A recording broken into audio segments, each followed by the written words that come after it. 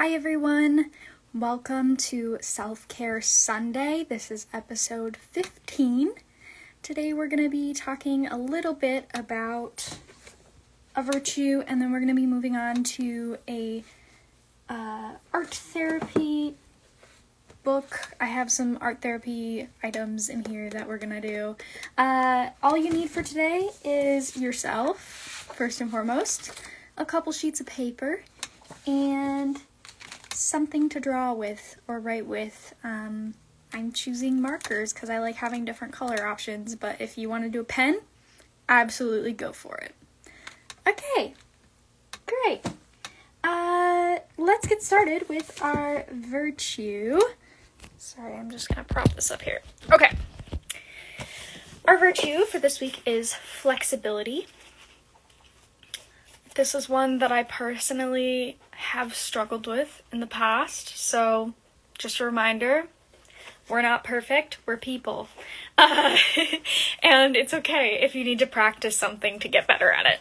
So we're gonna talk a little bit about flexibility today. So flexibility, what is it? Flexibility is being open to the need for change. Many unexpected things happen to us. We cannot control the things that happen. When upsetting things happen, this can be a message that we need to do things differently or improve ourselves in some way. Being flexible means that instead of just getting upset, you see difficulties as a challenge. You are willing to make the necessary changes. Flexibility means not always having your own way. You are open to the options and feelings of others. With flexibility, you are willing to change your mind. If something doesn't work, you try a new way. Flexibility means getting rid of bad habits and learning new ones. You honestly look at yourself and decide if you need to change the way that you are acting. Making changes doesn't mean you are losing yourself, only that you are becoming better. Yeah, I've been watching some, I guess you'd say, inspirational videos of people on Instagram lately, and there are some really interesting points of view out there, and I think that it's really fascinating. This one girl was like, if you're, like, not your most crazy self, then you're not your most authentic self. And I was like, that's interesting take. But I think that we could all stand to be a little bit more willing to, see different sides of things and be more flexible and then choose our path. So if you need to try things out and they don't work out, that's okay. It just means that you are trying things, right? Like, it's way better to try things and then realize that they don't work for you than to stay stuck in the exact same spot that you're at. So just a little thought there. I've been working on trying things. I've been very timid over the past year, and I'm trying to get out of my shell more.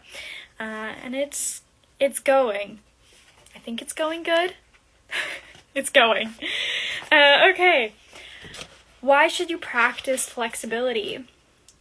When you are flexible, you adjust and adapt. You keep making positive changes. When you are open to change, you can accomplish more. Instead of doing things the same old way, you think of new and better ways to do them. When things get tough, flexible people bend and become stronger. They keep learning and growing. When people have a hard time being flexible, they keep doing things the same old way when new ways are needed. When we don't practice flexibility, we become rigid. We get angry and upset when things don't go our way and when they don't happen as expected. People who have no flexibility don't like surprises. I don't like surprises, so that's something I have to work on. Okay, how do you practice it? Flexibility begins by recognizing a need to change something in yourself. It could be how you get things done or the need to acquire one of the virtues. If something in the way you act isn't working for you, then this is probably a sign that there is a need for change. If something keeps going wrong in an area of your life, this may be a test which you need to accept and embrace. It could be teaching you what is next for your spiritual growth. Once you see the need to change, want to change, and decide to change, then little by little, day by day, make the adjustments that mean change. Let go of old habits and learn new ones. Watch what you are doing and ask for help to make the changes that you need to make, and then act differently. Then you are practicing flexibility. When you practice flexibility, you accept the things you cannot change. You don't insist on having your own way all the time. You don't try to control other people. You know that you can only control yourself. When you are flexible, you enjoy surprises. Yeah. Another thing that I've been thinking about lately is if every single person in your life is saying something about, like, the way that you act or the way that you are, maybe you should take that into account and consideration, and you don't have to, like, believe that about yourself, and you don't have to change anything, but just, like, knowing that if a lot of people are telling you a similar thing, it might be good to take it into consideration, especially if they're people that you trust. So, yeah, I don't know. Notice what other people say about you and then think about that. Also, if you encounter different parts of your life that are really, really uncomfortable, sometimes that can be a really good opportunity to be flexible as well. So, if you're really uncomfortable with that, that can be what's going on there. Okay, signs of success. Congratulations, you are practicing flexibility when you are willing to change bad habits, when you try imaginative new ways of doing things, when you don't insist on always getting your own way, when you can adjust when something unexpected happens, when you go with the flow and trust the unexpected. Keep trying when you believe that you have no room for improvement, when you are never willing to change your bad habits. Oh, it just says your habits in general. When you believe that difficulties are only coming to punish you, when you always do the same things the same old way, and when you insist on getting your way and get really upset when unexpected things happen. Our affirmation is, I am flexible. I am willing to change myself for the better. I am open to new ways to do things. When trouble comes, I ask my Creator to help me learn from it. I welcome surprises. So there's the affirmation for this week. So that's the little thoughts on flexibility. Okay. Good. Let's move on to art therapy. Yay! Right. Get your paper out. Get your paper out. We've got paper. I just use printer paper because it's easiest. I think that it's the simplest way to do things. But if you've got fancy paper and you want to use it, why not? I always like to say the only waste of art supplies is not using them. So, go ahead and grab a piece of paper and find some writing utensils. And then we'll get started here. I'm gonna pick a random color. Actually, I should probably read what we're doing before I pick a color. I bookmarked a couple different ones that I want to do. Okay, because I thought that they went really well with flexibility. So, the first one is called Scribble Design. So, create a scribble on the page and then try to find... No, I'm not going to do the rest one. Create a scribble on the page. That's your first instruction. Okay. I'm going to use black for that so that I can see it really well.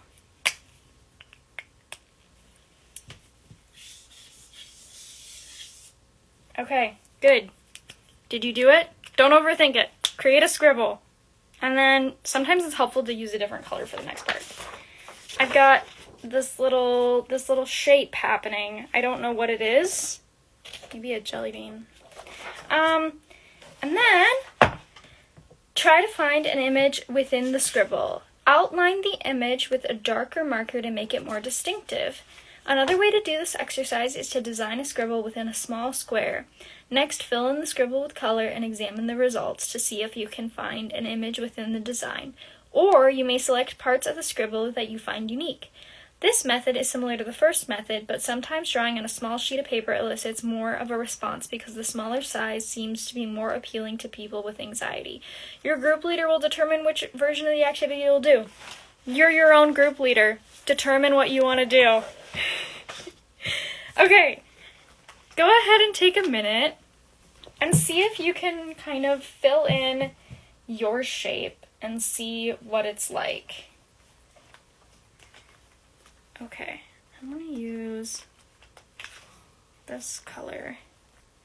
I think a lot of these markers, like, it was originally a full set, and I think a lot of them dried out, and I had to throw them away. So I'm kind of getting down to, like, limited colors. There's not really many oranges in there. That's okay, though. Okay.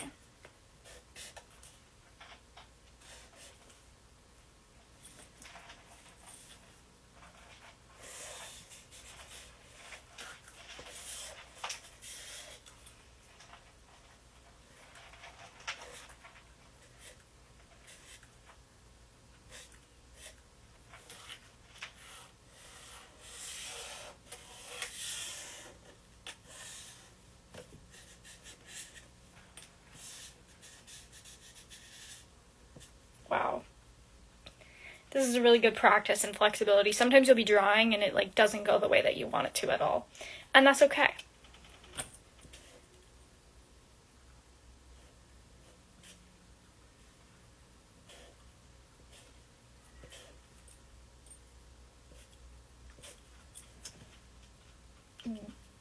Yep. I'm not loving the way that this is turning out, but that's why we're practicing flexibility.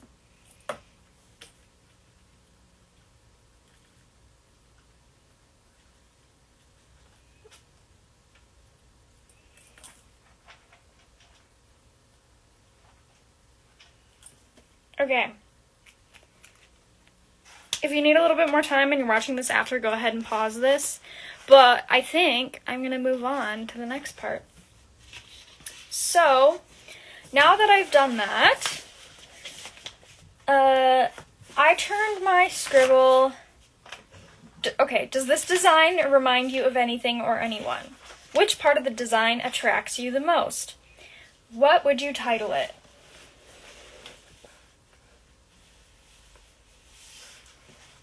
Okay, I drew a kangaroo.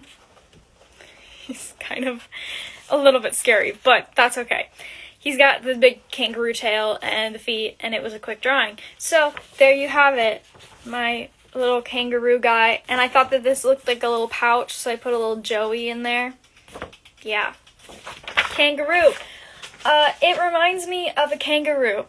And I would say the part that attracts me the most is just the little tiny baby kangaroo, the little Joey, because I always like baby animals. I just love them. And what would I title it? I would title it Hopping Forward. So there's my kangaroo. Grab another piece of paper or use the back of that one, and we'll do the next one. I kind of picked a couple of these that are just really fast because I didn't want to spend too much time on each one, because if we're practicing flexibility, I mean, sometimes with my bigger pieces I have to be flexible too, that I like spend a lot of time with, because they don't always turn out the way that they are in my brain, and you sort of have to work with that as it comes out onto the page. But I think for these little ones, they really force you to be flexible because you can't be working on them for too long. You have to just keep moving. So we're going to keep moving on to the next one, which is contour line drawing. Okay, draw a figure without lifting your pencil from the paper. All right. Figure. Figure. Draw a figure.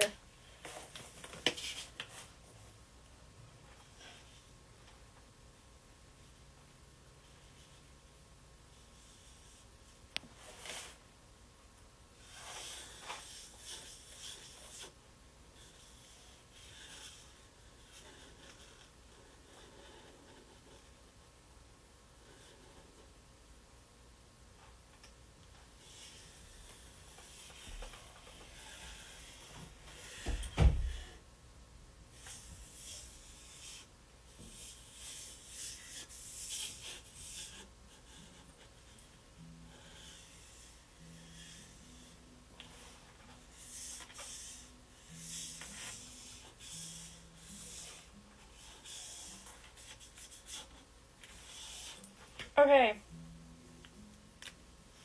Good. I did it. I drew a figure without lifting my pencil from the paper. What type of image did you create?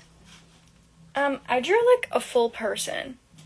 That's just what ended up happening. But if you didn't draw a full person, that's okay. How did it feel to draw in this unique manner?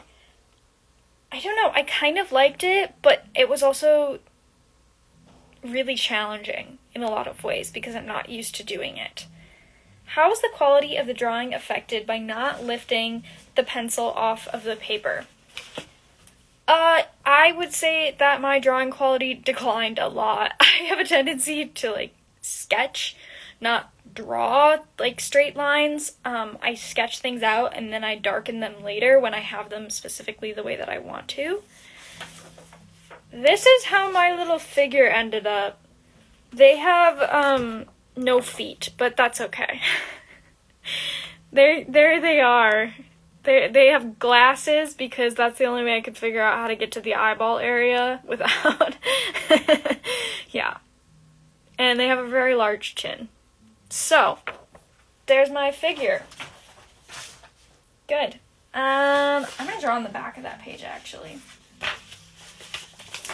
Okay.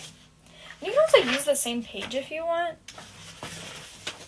Like, just on the same side if you've got extra room. Okay, I picked out 2 more. They're both pretty short. Draw with a quick sketch with your less dominant hand. So I am not super great at drawing with my left hand, so that's what I'm going to use.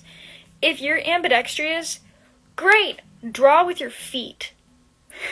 Okay? Draw with your feet if you can't draw with your hands. Or if you can draw with both hands. Or if you can't draw with your hands, I guess, draw with your feet. You could also try drawing with your mouth. People do that too. It's really incredible. If you've ever seen videos of like the way that people have adapted to be able to do all kinds of stuff like that, and artwork is really, really fascinating. Good. If you can't think of anything to draw, I'm assigning you to draw a little flower and a little bug of some kind. And if you can think of something to draw that. Oh, this is already hard and I haven't even started. Okay. Maybe I should like practice this every day this summer. Sometimes I think about that. Can you become ambidextrous after a while? I don't know. If you've become ambidextrous as an adult, let me know in the comments. I'd love to hear about how you did that.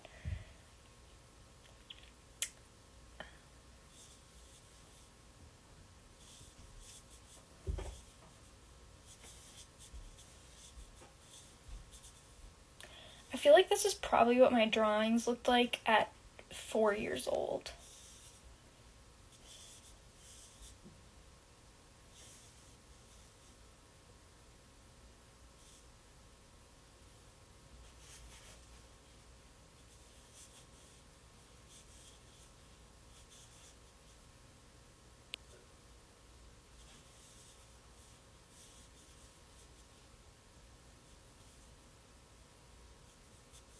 Okay. Couple more seconds.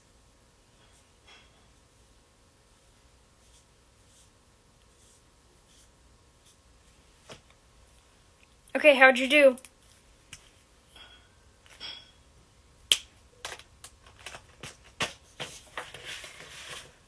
What type of image did you create? How did it feel to draw in this unique manner? And how was the quality of your drawing affected? Oh no, that was the questions from before. Here's the questions for this one. How did it feel to draw with your less dominant hand? Really hard. I had a really challenging time with that. How do you generally handle situations that become challenging? To be honest, a lot of the time I cry and then I just do whatever I need to do anyway. So maybe that's something that I would like to change. I would love to be more flexible than I am. How often do you try to change your routine and take a different road or route? Personally, very, very little. I have to be in a pretty good mood to want to do that. So maybe I need to start doing that more. I don't know. I'm gonna have to think about this. Here's my little drawing from my less dominant hand. My little flower and my little bug that I drew. It looks actually pretty decent from kind of far away, but if I get closer, you can kind of see how shaky and uneven all of the lines are. I don't know if you can see that. Yeah. Okay, last one for today.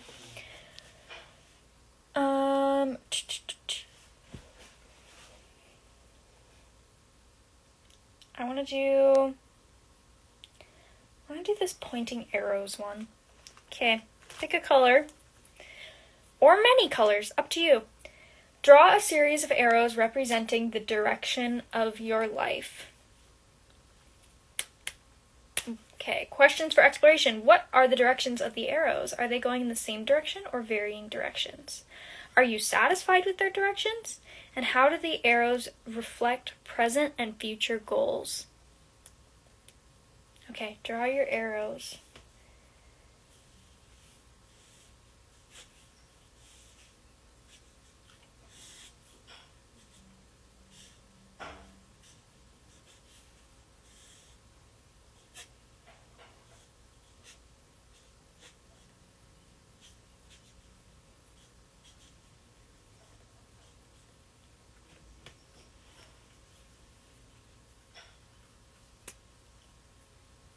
Okay, did you do it? The questions again. What are the directions of your arrows? Are they going in the same direction or varying directions? Are you satisfied with their directions? How do the arrows reflect present and future goals? So I didn't go into the future with my arrows, but here's my arrows. I felt like I often come back to something, not in the exact same spot, but like kind of a spiral. Like I end up in similar places repeatedly, but they're not the exact same. And then I also have been taking a lot of teeny little baby steps lately, which I think has been good, but it's also kind of frustrating when you're only taking little teeny baby steps. So that's what I've been doing with my arrows. If you have any comments on these experiences, please leave them in the comments section, because I would love to hear about how these practices went for you and what you think about them. Also, if you have any stories about flexibility or words of encouragement for others or experiences or thoughts, leave them all in the comments. And on that note, I think that's everything for today. I'm gonna go eat some lasagna. So thank you all for joining me, and I hope that you have a great rest of your night. Okay, love you all. Goodbye!